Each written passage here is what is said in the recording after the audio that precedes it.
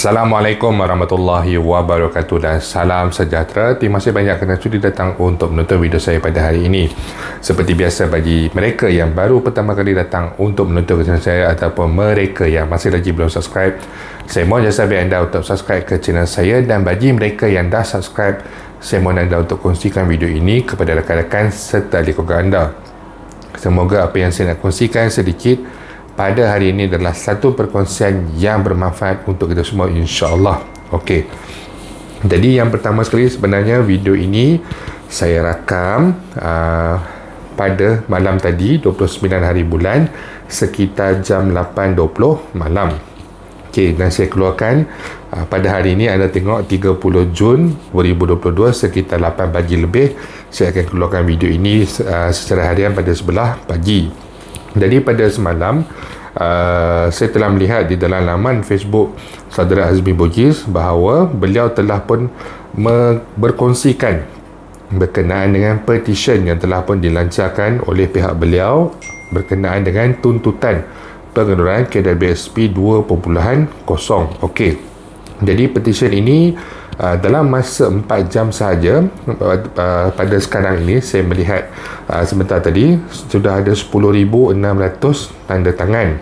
Kemudian dalam masa yang sama, sekitar 5 minit sahaja apabila saya explore page lain dalam Facebook, tengok pasal PlayStation dan sebagainya, duk tengok cari game sikit, kemudian saya tengok wow, dah naik sampai 11,300.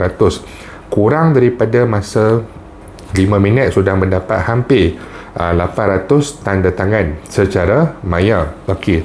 Petition ini dari segi orang kata kesan dia tidaklah boleh mempengaruhi orang kata sebarang keputusan ataupun sebagainya kepada pihak kerajaan, tetapi ianya adalah salah satu cara dan juga salah satu kaedah yang mana rakyat, terutama sekali daripada kalangan mencarum, untuk menyatakan sokongan ataupun untuk menyatakan pandangan kita bagi sesuatu isu. Dan untuk petition ni kita perlu register secara online menggunakan nama, email dan sebagainya. Jadi untuk menyatakan sokongan dan menunjukkan pandangan kita. Jadi kesannya mungkin kecil, tetapi apabila kita secara bersepadu menurunkan tanda tangan secara digital ini, dia boleh memberikan sedikit sebanyak impak kepada apa yang kita mahukan. Okey.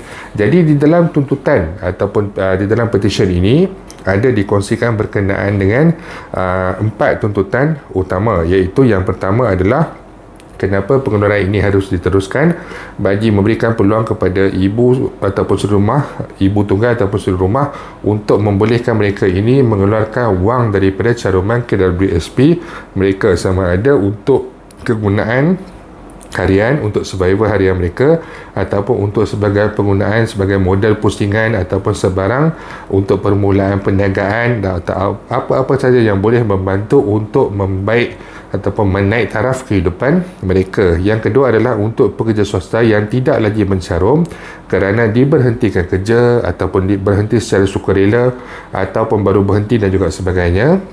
Tidak kisah sebab COVID ataupun sebelum COVID.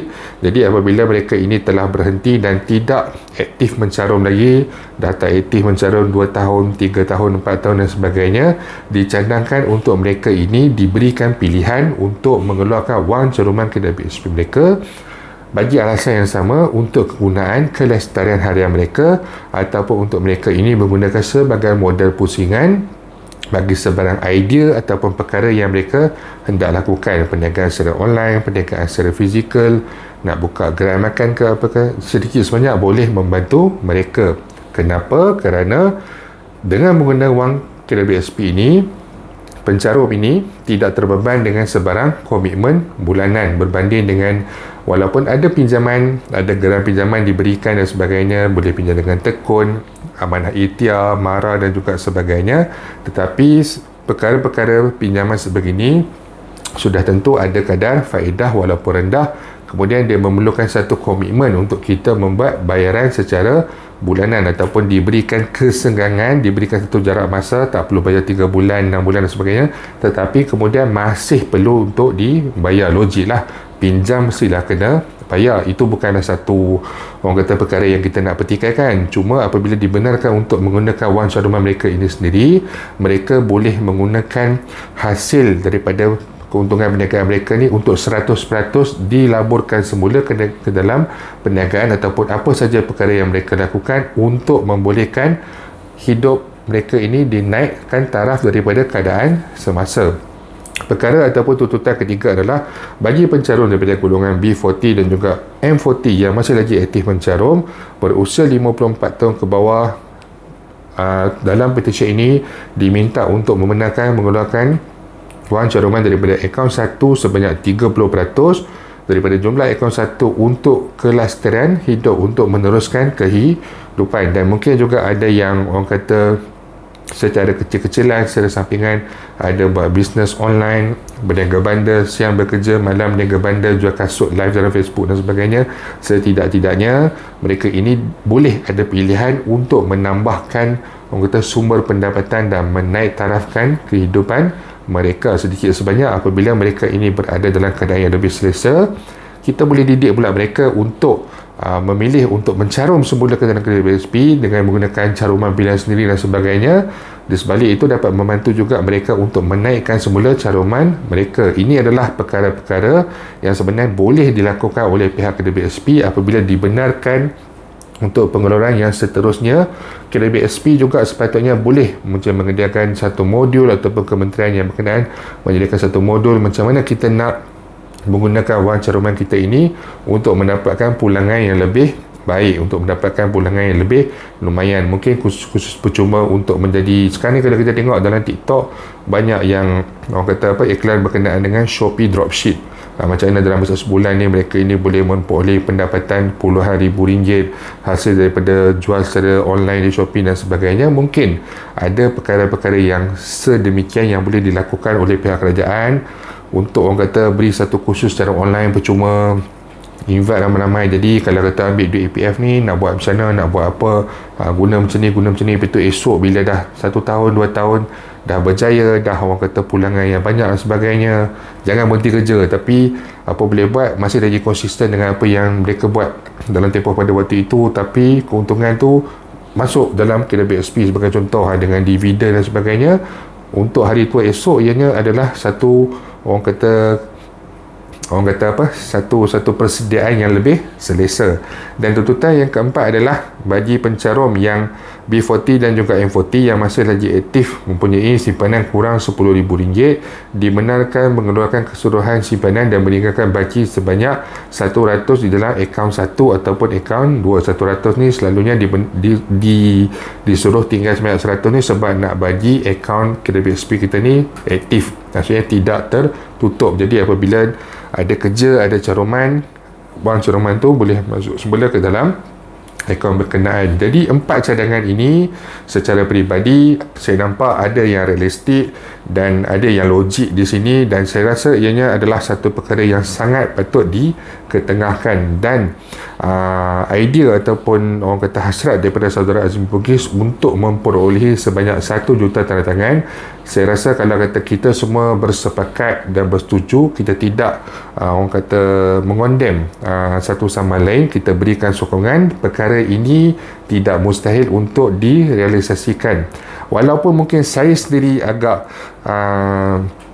kurang yakin sebenarnya perkara ini boleh berjaya, tetapi jika kita ingat semula untuk pengeluaran air citra dulu, perkara yang sama berlaku, tapi kita fight, kita perjuangkan. Pada waktu itu Alhamdulillah Tan Sri Muhyiddin Yassin luluskan pengeluaran sebanyak RM5,000, RM1,000 selama sebulan. Kemudian habis pada bulan Disember, bulan Januari kita fight lagi. Pada waktu itu saya secara peribadi merasakan peluang tu ada. Kemudian dengan timbulnya sokongan daripada ahli-ahli politik dan pejuang-pejuang fighter kredit BSP kita ni, saya macam nampak yakin boleh. Dan last sekali apabila Tengku Zafrul mengeluarkan satu kenyataan di Parlimen bahawa kalau dibenarkan pengeluaran khas pada waktu itu, impaknya adalah orang kata ABC macam tu. Jadi pada waktu itu bila saya tengok dia kata Tengku Zafrul cakap macam ni, dia tak menolak pada waktu itu. Jadi saya rasa macam ada chance. Jadi pada waktu itu saya ada buat video penjelasan.